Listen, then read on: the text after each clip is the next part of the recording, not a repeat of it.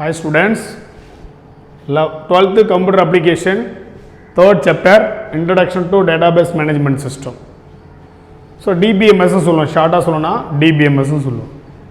So every DBMS supported in SQL. SQL standard for structured query language. இது போன வீடியோல நம்ம என்ன பார்த்தோம்னா types of database model பத்தி நம்ம பார்த்தோம். Types of database model அப்படிங்கும்போது first one பார்த்தோம்னா hierarchical database model. Second one பார்த்தோம்னா network model. Third one பார்த்தோம்னா relational database model. Fourth one பார்த்தோம்னா object oriented database model. நான்கு வகையான மாடல் பத்தி நம்ம போன வீடியோல டைப்ஸ் மட்டும் தெரிஞ்சுக்கிட்டோம். அந்த டைப்பிலே நான் ரெண்டு மாடல் போன வீடியோல நம்ம பார்த்தோம். ஸோ இந்த வீடியோவில் ரிலேஷனல் டேட்டாபேஸ் மாடலும் ஆப்ஜெக்ட் ஓரியன்டட் டேட்டாபேஸ் மாடலும் பார்க்க போகிறோம். ஸோ இருக்கிறதுல முக்கியமான ஒரு டேட்டாபேஸ் மாடல் எதுன்னு பார்த்தோன்னா ரிலேஷனல் டேட்டாபேஸ் மாடல் தான். The today used to business purpose, so office purpose, business ஓரியன்டும் ஆஃபீஸ் ஓரியன்டும் அதிகமாக பயன்படக்கூடிய ஒரு டேட்டாபேஸ் மாடல் எதுன்னு கேட்டால் இந்த relational database model. Oracle DB2 or the few commercial relational model are used. அதாவது ஆரக்கலும் டேட்டாபேஸ் 2 அப்படின்ற ஒரு மாடலும் உறவுநிலை, அதாவது உறவுநிலை டேட்டாபேஸில் என்ன பண்ணுது, சின்னதாக the few கமர்ஷியல்னா வணிகத்துக்குன்னு சொல்லும் இல்லையா, அது பயன்பாட்டில் உள்ளது. அது மட்டும் இல்லாமல் இந்த ரிலேஷனல் டேட்டாபேஸில் ரெண்டு சொற்களாக வரையறுத்திருக்காங்க. ஸோ என்ன அந்த சொற்கள் அப்படின்னு டூ டெர்மினாலஜி, ரெண்டு சொற்களாக வரையறுத்திருக்காங்க. அது என்னன்னு பார்த்தோன்னா ஒன்று இன்ஸ்டன்சி அப்படின்னா தமிழில் சான்றொரு,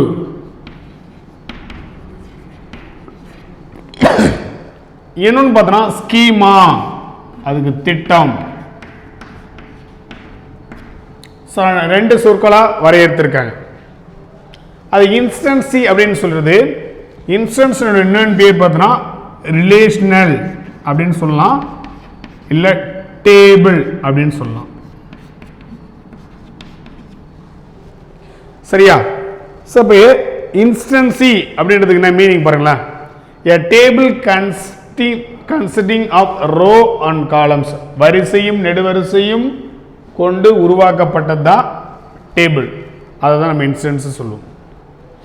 நெக்ஸ்ட் ஸ்கீமா அப்படின்றது திட்டம். என்ன சார் அப்படின்னா, அதாவது ஸ்பெசிஃபைட் ஸ்ட்ரக்சர் இன்க்ளூடிங் இந்த நேம் அண்ட் டைப், அதாவது பெயரும் வகையும் சேர்ந்து ஒவ்வொரு வரிசையில் என்ன பண்ணுறோம், ஒரு குறிப்பிட்ட அமைப்பில் என்ன பண்ணுறோம், சேர்த்து வைக்கிறோம்.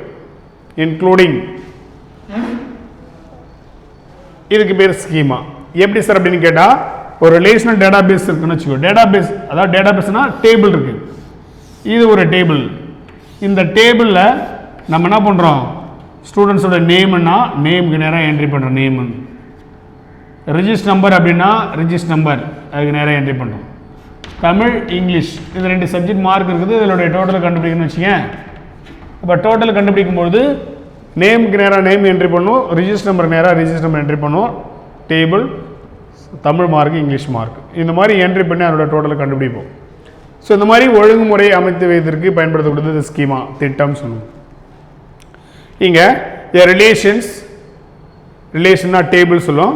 கன்சிஸ்ட் ஆஃப் யூனிக்யூ ஆட்ரிபியூட்ஸ், அதாவது யூனிக்யூ அப்படின்னா தானாகவே, இன்னொன்று சொல்லலாம், அதாவது தானாகவே அதனுடைய பண்பு கூறுகள் எல்லாமே எதை பொறுத்த அமையும்னா அதோட உறவுநிலை பொறுத்த அமையும். எப்படி சார் அப்படின்னா, நேம் அப்படின்னாலே ஒரு ஸ்டூடெண்ட்ஸோட நேம் என்ன, நம்ம கேரக்டர் தான் கொடுப்போம். அதனால் நம்ம என்னது வேர் கேர் அப்படின்னு கொடுப்போம். ரெஜிஸ்டர் நம்பர் அப்படி எடுத்துக்கிட்டா நியூமரிக்கல் தான் நம்ம கொடுப்போம். நியூமரிக் அப்படின்றது நம்பர்ஸ் தான் கொடுப்போம். ஏன் நம்பர்ஸ் கொடுப்போம்னா, ஒரு ஸ்டூடெண்ட்ஸோட ரிஜிஸ்டர் நம்பர் எப்பயுமே நம்ம கேரக்டரில் கொடுக்க மாட்டோம், நம்பரில் தான் கொடுப்போம். ஸோ அதனால் அப்போ ஒவ்வொரு காலத்தினுடைய பண்புகளும் தானாகவே என்னது அந்த ரிலேஷனை பொறுத்து அமைகிறது. ஸோ இந்த மாதிரி அமையக்கூடிய ஒரு டேட்டாபேஸ் மாடல் தான் ரிலேஷனல் டேட்டாபேஸ் மாடல் சொல்லுவோம். அதுக்கடுத்தது ஆப்ஜெக்ட் ஓரியன்டட் டேட்டாபேஸ் மாடல் சொல்லக்கூடிய ஒரு another one types, fourth one type. இதில் in this model the combination of oops அப்படின்றதுக்கு விரிவாக அப்படின்னு கேட்டால் ஆப்ஜெக்ட் ஓரியன்டட் ப்ரோக்ராமிங் சிஸ்டம் அந்த கான்செப்டும் டேட்டாபேஸ் டெர்மினாலஜி அதாவது தரவுத்தள தொழில்நுட்பமும் சேர்ந்து ஒரு சேவை செய்யக்கூடிய ஒரு உறவு நிலையை நம்மளோட கம்பைன்னா உள்ளடக்கி உள்ளது. சரிங்களா? Next object oriented database model used to small reusable and software known as object என்ற ஒரு பொருள் என்ற ஒரு மென்பொருளை பயன்படுத்தி அதிலிருந்து என்ன பண்ணுறோம், ஸ்மால் சைஸாக திரும்ப மறுபடியும் யூஸ் பண்ணுற மாதிரியும் பயன்படுத்தக்கூடியது தான் ஆப்ஜெக்ட் சொல்லுவோம். இது எப்படி சார் அப்படின்னா, இப்போ பேர்ட் ஒரு பறவை இருக்குது, அந்த பறவையில் கண்டிப்பாக நான் அது அதனுடைய ஆட்ரிபியூட்ஸ் பார்க்கும்போது யூனிட் பார்க்கும்போது அந்த பறவை ரெக்கையோடு தான் இருக்கும். ஸோ அதோட பண்புகள் இடத்துல அதை பறக்கக்கூடியதாக இருக்கும். ஃப்ளை FLY ஃப்ளை பறக்கிறதா இருக்கும். சரியா? அப்போ இந்த மாதிரி அதனுடைய ப்ராப்பர்ட்டிஸை பொறுத்து அமையக்கூடியது. அது மட்டும் இல்லாமல் த ஸ்டோரிடு ஆப்ஜெக்ட் ஓரியன்டட் டேட்டாபேஸ், அப்போ இது எல்லாமே என்னது ஒரு பொருள் நோக்கு பயன்படுத்தி சேமித்து வைக்கக்கூடியதாக இருக்கிறது. எதில்? அந்த ஆப்ஜெக்ட் ஓரியன்டட் டேட்டாபேஸ் கான்செப்டில். Next in this model efficiently the manage large number of the different database, மிகப்பெரிய ஒரு டேட்டாபேஸாக இருக்கட்டும் இல்லை என்னது அது டிஃப்ரெண்ட் டேட்டா டைப்ஸாக இருக்கட்டும், இது எல்லாமே என்ன பண்ண இந்த மாடலில் உனக்கு எஃபிஷியன்சிலி மேனேஜ்மெண்ட் பண்ணுறதுக்கு ரொம்ப பயன்படுத்தக்கூடியதாக இருக்கக்கூடியது இந்த 4th ஸ்டெப். லாஸ்ட் ஒன் பாருங்களேன், அதாவது ரொம்ப கஷ்டமான அந்த ஊப்ஸோட கான்செப்ட் வந்து complex behaviours are handle to efficiently using the OOPS concept. இந்த ஊப்ஸ் கான்செப்டை பயன்படுத்தி ரொம்ப கடினமான அதனுடைய பிஹேவியர்ஸ் அப்படின் போது அதனுடைய நடவடிக்கைகள்னு சொல்லுவோம் இல்லையா, அதனுடைய ப்ராப்பர்ட்டிஸ் எல்லாமே சிரமப்பட்டு சேமிக்கப்படுகிறது.